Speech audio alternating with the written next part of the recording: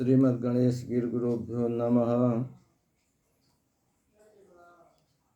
हरि ओम। श्री राधा कृष्णाभ्याम नमः।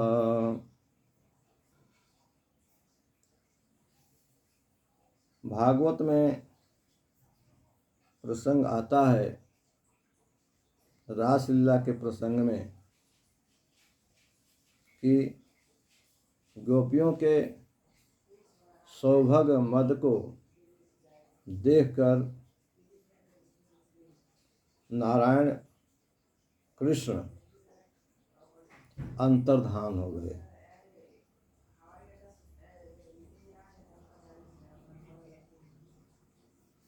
तासां तत्सौभगमदं वीक्ष्यमानं च केशव प्रसमाय प्रशांताय तत्रैवान्तरधीयत।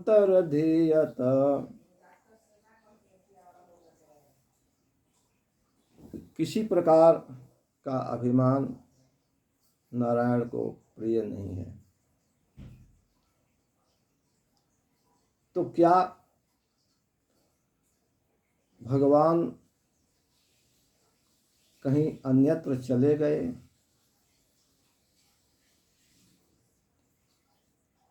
व्याकरण में एक सूत्र आता है, अदर्शनम लोपः प्रसक्त स्यात् दर्शनम लोप संज्ञम स्यात्।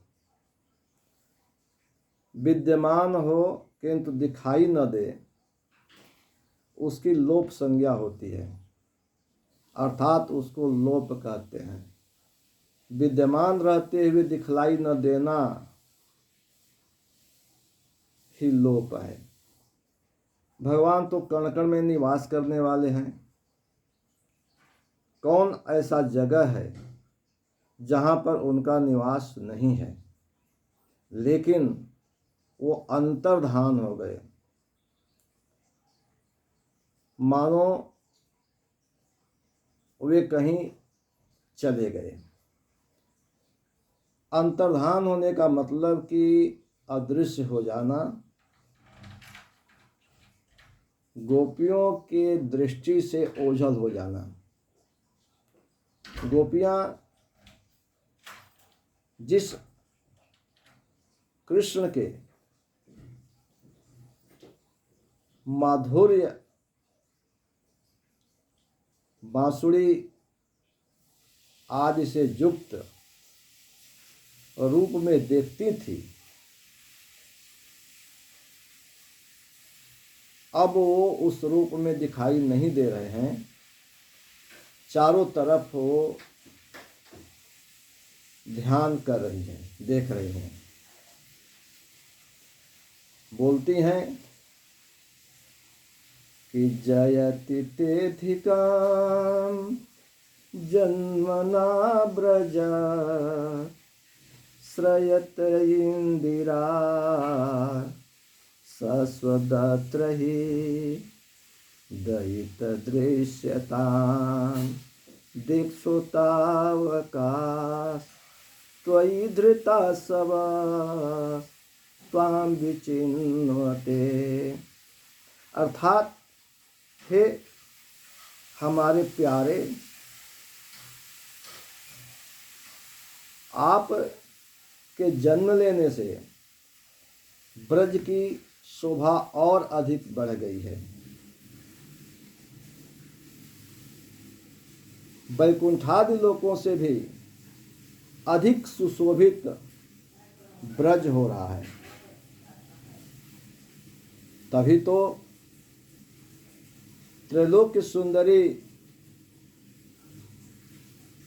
लक्ष्मी निरंतर यहाँ पर निवास करती है। हे प्यारे, दृश्यताम देखिए तो सही, तुम्हारी यह गोपियां अपने प्राणों को तुम में ही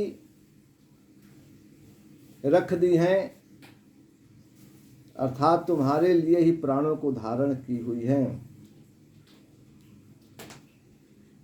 यह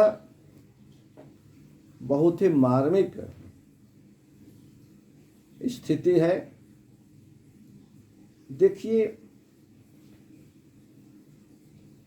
यह जय शब्द से शुरू होने के कारण वस्तु निर्देशात्मक मंगलाचरण है।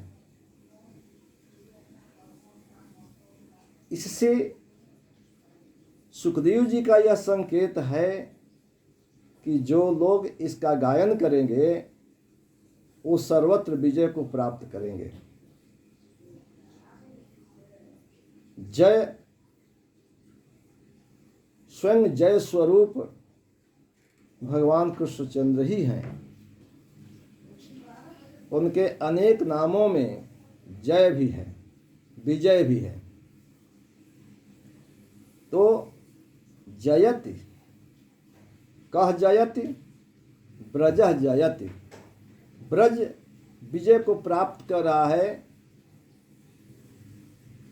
ब्रज की जय हो रही है। चारों तरफ संपूर्ण लोकों में ब्रज का गुणगान हो रहा है। ब्रज की शोभा बढ़ रही है।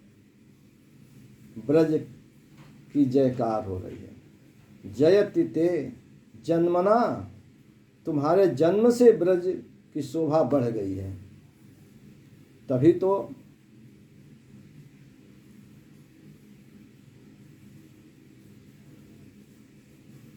इंदिरा, इंद से कीरच प्रत्यय और टाप होकर इंदिरा शब्द बनता है।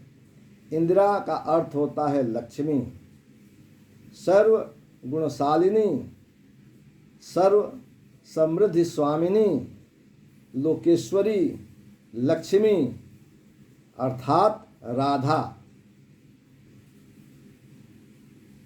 यहाँ आश्रय ली हुई है। लक्ष्मी यहाँ पर निरंतर निवास करती हैं।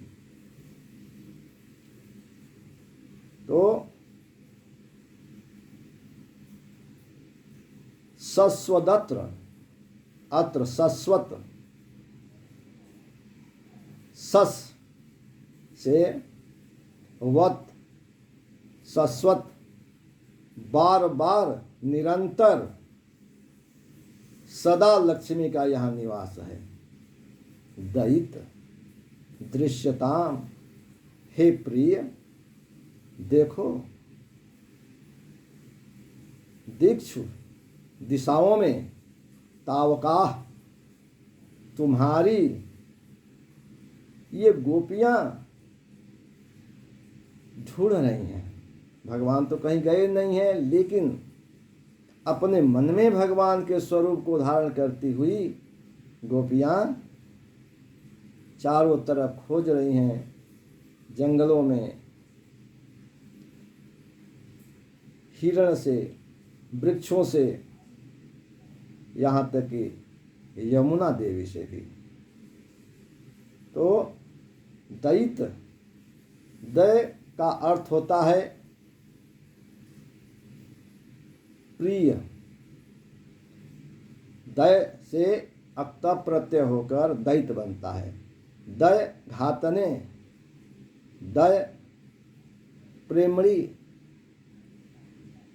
तो दय का अर्थ प्रेम, दय का अर्थ मारना, दय का अर्थ सुशोभित होना, दय का अर्थ अंतरंग होना।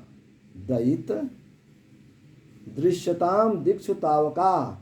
तो क्यों दैत शब्द कहती हैं गोपियां? इसलिए कि नारायण कृष्ण अपने बाणों से, काम बाणों से अर्थात नेत्र के कटाक्षों से गोपियों के मन का हरण कर लिए हैं, इसलिए दैत शब्द है। गोपियां अब कृष्ण के अतिरिक्त कुछ भी कहने बोलने की स्थिति में नहीं है, क्योंकि वे तो नारायण कृष्ण के त्रैलोक्य सौंदर्य से मोहित हो गई हैं। यह बात गोपी गीत में ही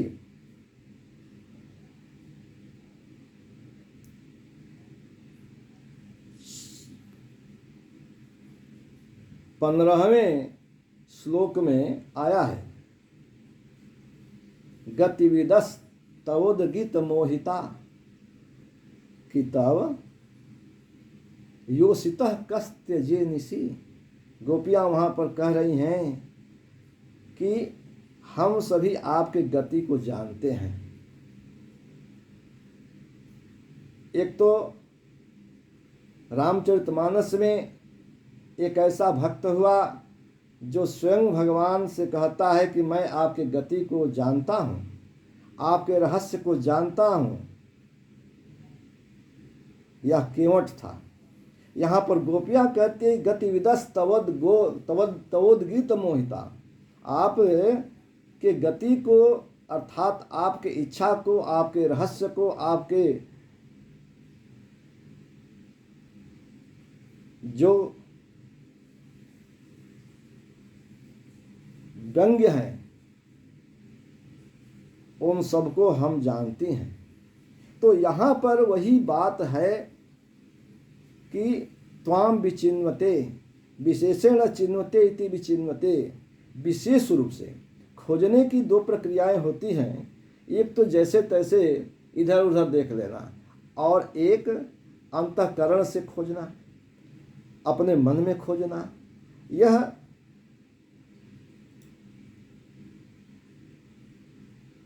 भवाटवी वर्णन में इस संसार को संसार रूपी जंगल बताया गया है, भव अटवी कहा गया है। नारायण को अपने हृदयाकाश में या हृदय रूपी जंगल में खोजिए। ये चित्तवृत्तियाँ बाहर बाहर केवल खोजेगी तो कैसे भगवान मिल सकते हैं। इसलिए नारायण को खोजने के लिए तो अपने अंदर खोजिए, हृदय में खोजिए। लेकिन जब तक बाहर आप नहीं खोजेंगे, जब तक आप बाहर नहीं देखेंगे, तब तक अंतःकरण में एकाएक गति नहीं होगी। इसलिए अंतर्मन होने के लिए जो शास्त्रों में बताया गया है, जो शास्त्रों द्वारा निर्णीत है, उन साधनाओं की कामना है, उन साधनाओं की अपेक्षा है। और जब तक मानव बाहरी, जिसको लोग तरह तरह के नाम से अभिहित करते हैं, जब नहीं करेंगे, कोई आवश्यक नहीं कि जप करने के लिए आपको माला चाहिए, भगवान नाम के लिए आपको माला चाहिए, सत्संग करने के लिए आपको अनेक साधु संतों या शास्त्रवेताओं के साथ रहना चाहिए।